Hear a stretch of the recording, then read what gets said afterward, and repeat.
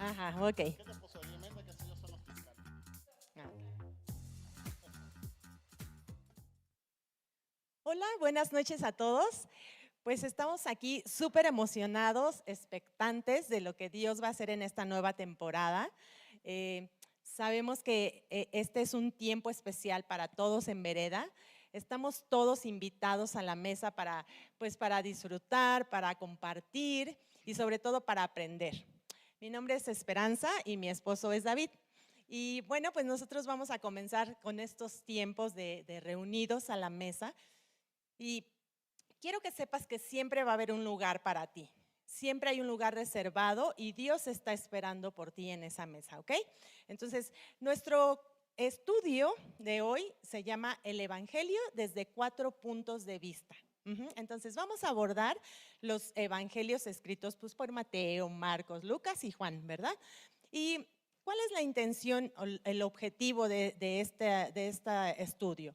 Queremos dejarte una inquietud de leer la palabra y aplicarla en tu día a día.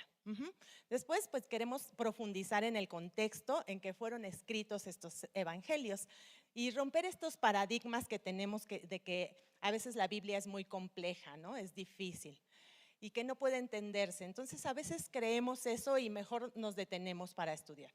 Y queremos también resaltar aspectos claves para vivir más la palabra de Dios, ¿no? Para que la palabra de Dios se haga viva en nosotros. Entonces, esto queremos dejar en ustedes. Y entonces, pues vamos a comenzar con una introducción esta noche y mi esposo les va a compartir. Vale, bueno, esto va a ser una tipo serie, ¿no? Obviamente hoy vamos a dar como un vistazo general, pues a lo que es el Evangelio, ¿no? Y para eso, en su segunda hoja van a ver un acróstico que se llama Penta, ¿no? Este acróstico Penta se debe pues a un método que mi esposa y yo estudiamos hace algunos años en la Academia de la Biblia y creemos que puede ser de mucha utilidad para estudiar la Biblia e incluso para estudiar cualquier otra disciplina que queramos, ¿no? Y bueno, ¿qué significa penta? ¿No? Empecemos por la P. Penta significa piensa, ¿ok? El elemento más que todo se refiere a aprender a pensar antes que qué pensar. ¿Qué quiere decir esto? Bueno, muchas veces, y hablo de forma general, a veces la Biblia la conocemos solamente por lo que nos dicen, ¿no? A veces no la leemos, ¿no? Por ejemplo, hay por ahí algunos dichos que me han comentado. Dios aprieta, pero no ahorca. La Biblia dice que Dios aprieta, pero no ahorca, ¿no?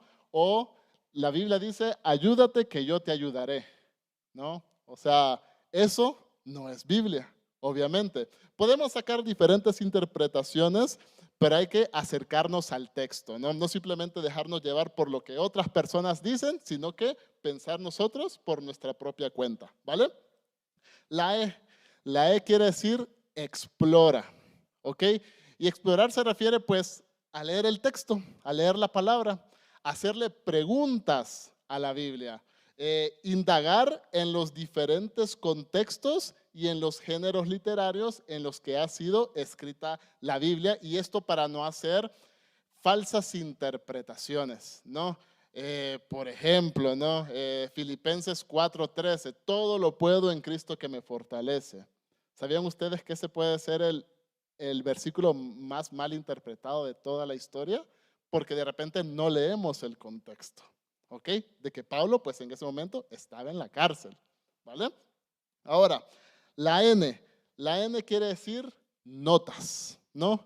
Y es por eso que nosotros hemos compartido con ustedes este material, para que ustedes pues tomen sus apuntes y lo que aprendan aquí pues lo hagan suyo. Apunten con sus palabras, sus modismos, y en otras palabras pues que ustedes metabolicen lo que se está aprendiendo en este lugar, ¿no? Perdón. Este material, para los que están en línea, hay un link aquí pues en la descripción del video donde ustedes pueden descargar este material, ¿no? Bueno, si no lo tienen impreso, pues véanlo en su teléfono y bueno, y ahí tal vez puedan tomar sus notas por aparte, ¿vale? Y bueno, vamos a la T. La T quiere decir transmite. A veces la mejor forma de enseñar, mejor dicho, la mejor forma de aprender es enseñando. ¿Por qué? No, porque al enseñar uno tiene que estudiar.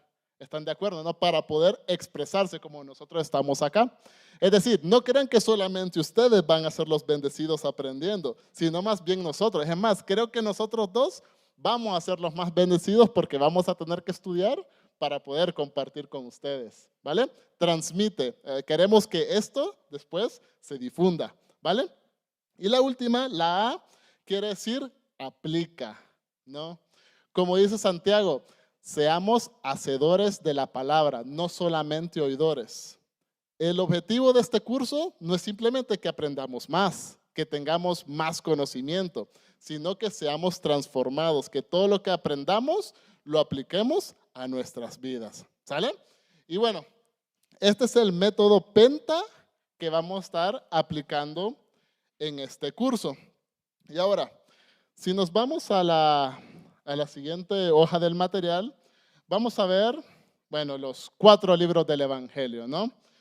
Y como les decía mi esposa, este curso se llama Evangelio 4 puntos de vista. ¿Ya se imaginarán por qué son 4 puntos de vista? ¿Por qué? De los discípulos. A ver, un poquito más específico. A ver.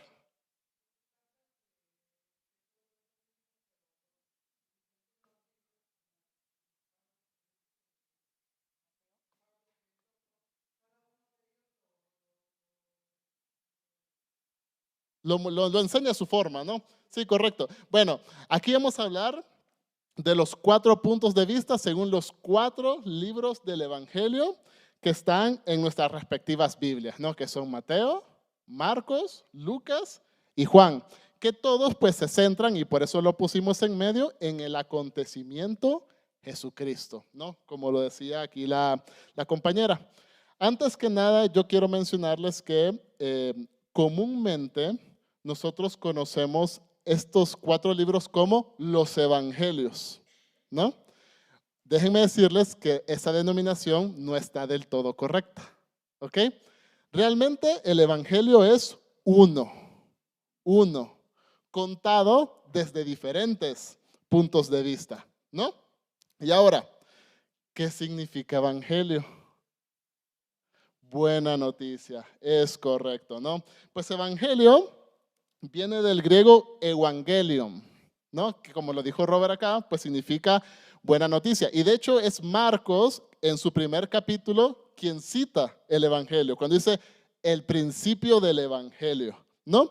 Y bueno, algunos estudiosos creen que Marcos esto lo cita del Antiguo Testamento, ¿no? Específicamente de Isaías 52:7, que dice: qué hermosos son sobre los montes los pies del mensajero que trae buenas noticias. Buenas noticias de paz y de salvación. Las noticias de que el Dios de Israel reina. ¿Ok? De ahí nosotros traemos la palabra evangelio, ¿no? Las buenas noticias.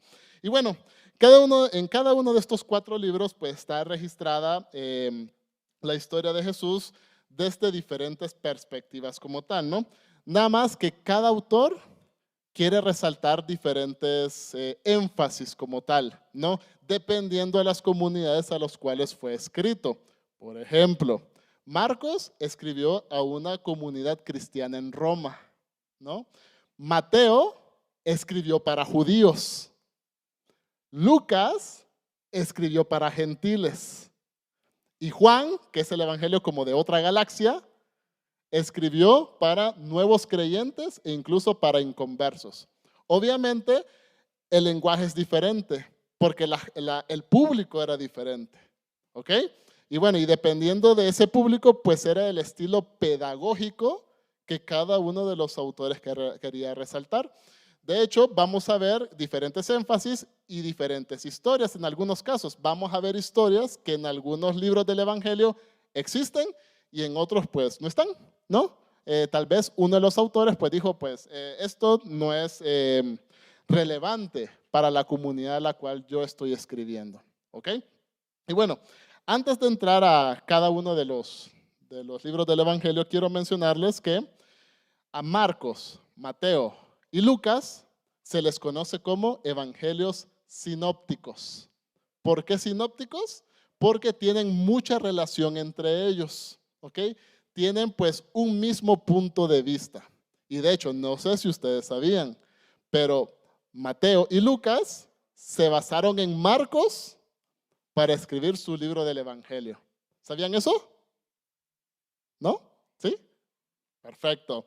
Bueno, y de hecho, Mateo y Lucas también tienen algunos versículos que comparten que no están en Marcos, ¿no? Algunos estudiosos pues le llaman a ese el documento Q, que quiere decir la fuente como tal, ¿no? Obviamente Mateo y Lucas toman Mateo y Lucas toman los textos de Marcos y lo amplían, ¿no? Por ejemplo, vamos a ver en el capítulo 1 de Marcos que habla de la tentación de Jesús, pero solo dice Jesús fue tentado, ¿no? Obviamente Mateo y Lucas pues lo empiezan a describir mejor, ¿no? ¿Vale? Y esto forma de introducción. Ahora, entrando ya pues a nuestra figurita que tenemos por acá, déjenme que la encuentre, aquí está. Bueno, tenemos los 4 libros del Evangelio, ¿no? Vamos a dar una vista de pájaro en esta sesión. Les decía que en el caso de Marcos, vamos a hablar ahorita de Marcos. Marcos se escribió para una comunidad cristiana en Roma, ¿no? Les decía también que Marcos fue el primer libro del Evangelio que se escribió, a pesar de que en nuestras Biblias, ¿cuál es el primer libro? Mateo. O sea, no está escrito en orden, bueno, en el orden que fueron escritos. ¿Sale? Mi esposa va a explicar mejor esa parte, ¿vale? ¿Quién era Marcos? Marcos pues era discípulo de Pedro, que también conocía a Pablo. De hecho a Marcos pues lo menciona el libro de los Hechos de los Apóstoles y incluso al final de la segunda carta a Timoteo también Pablo pide llamar a Marcos porque dice que le va a ser útil, ¿no?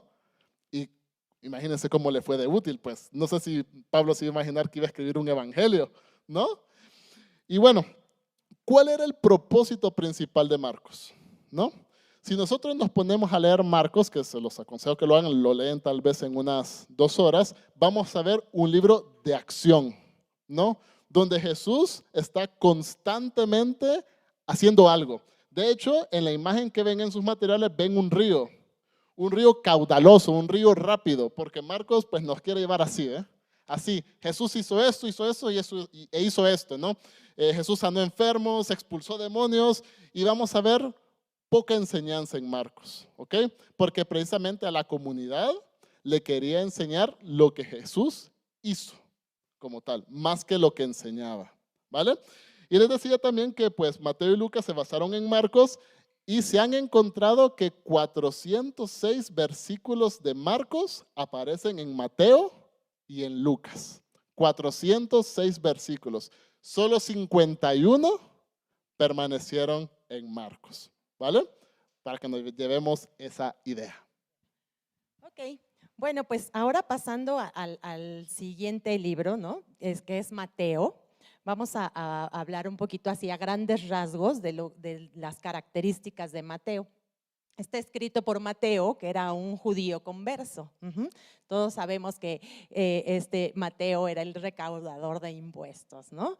Es el primer libro que aparece en el Nuevo Testamento. Algunos estudiosos dicen que aparece primero porque era más robusto, porque tenía más enseñanza, porque incluso era más pedagógico, y porque estaba dirigido a judíos, ¿sí? Hay algunas otras versiones, pero bueno, esta es como la más relevante, ¿no? Después también vemos que este evangelio es como el favorito de la iglesia de los primeros siglos. ¿Por qué? Porque tiene una relación, porque constantemente está mencionando el Antiguo Testamento. Entonces, esto lo hace como como más vivencial, como más verídico. Entonces esto era muy sobresaliente para ellos, ¿sí? El propósito de Mateo era probar que Jesús es el Mesías y el Rey eterno, ¿ok? Entonces les decía, los destinatarios son judíos. Mateo revela que Jesús es el Rey prometido a los judíos, ¿ok? Después, Mateo está lleno de lenguaje mesiánico, ¿no? 100% mesiánico. Frases así como el hijo de David, ¿no? Y aparecen en todo el evangelio, aparece el hijo de David, ¿no? Refiriéndose a Jesús, ¿no? También es el evangelio de la comunidad, habla constantemente de la iglesia, es el evangelio que es muy eclesiástico, ¿no? Enseñanzas mucho más concretas. Y nos habla de 5 grandes sermones que van a determinar, pues yo creo que en la historia de la humanidad muchas cosas, ¿no? Entre ellos, pues el Sermón del Monte, que es uno de los textos más citados de la Biblia, aún en ámbitos no religiosos, ¿eh? Aún en ámbitos no religiosos, la gente llega a citar este tipo pues de versos, ¿no? Luego, solo en Mateo aparece la palabra iglesia en el capítulo 16 y 2 veces en el capítulo 18. Entonces, pero solo en Mateo vamos a ver la palabra iglesia como tal. Y acá mi esposo comparaba el evangelio de Marcos como en un río, ¿no? Con un río que lleva fuerzas, que lleva mucha agua, que es caudaloso.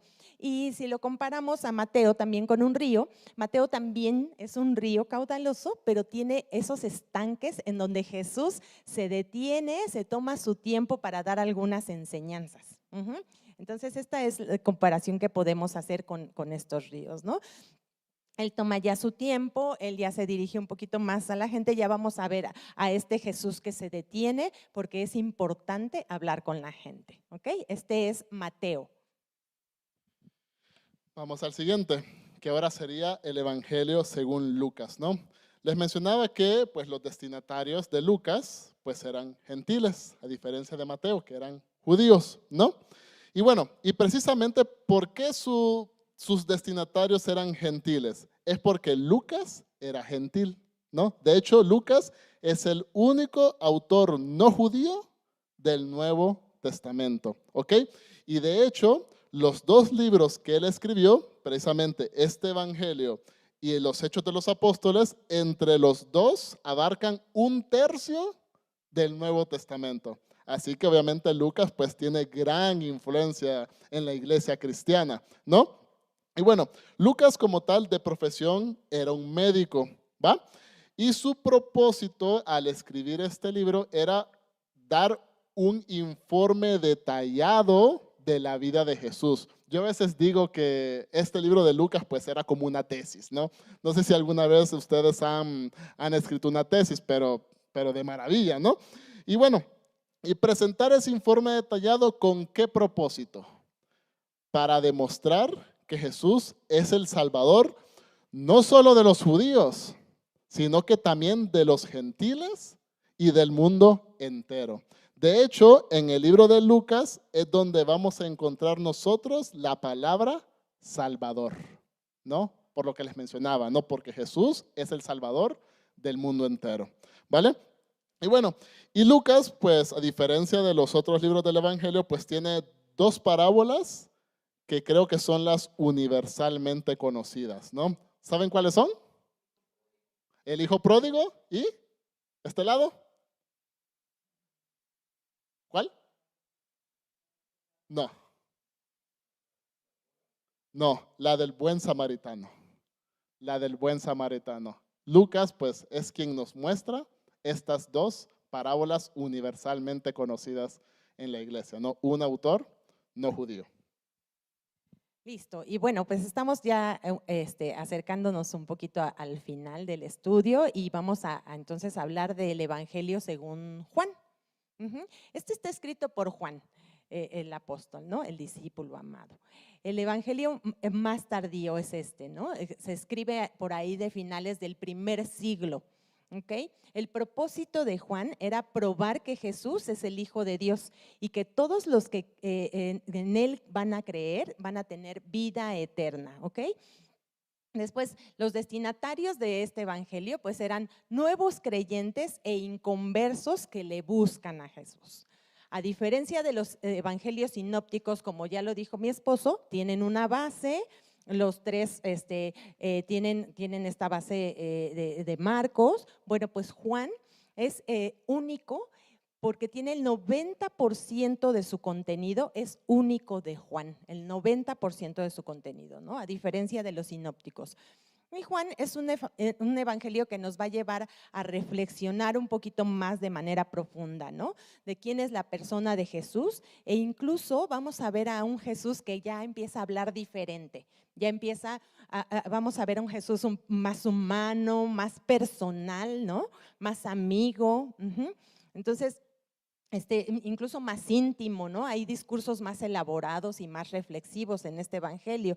El mayor énfasis de Juan son los principios de las enseñanzas de Jesús, ¿ok?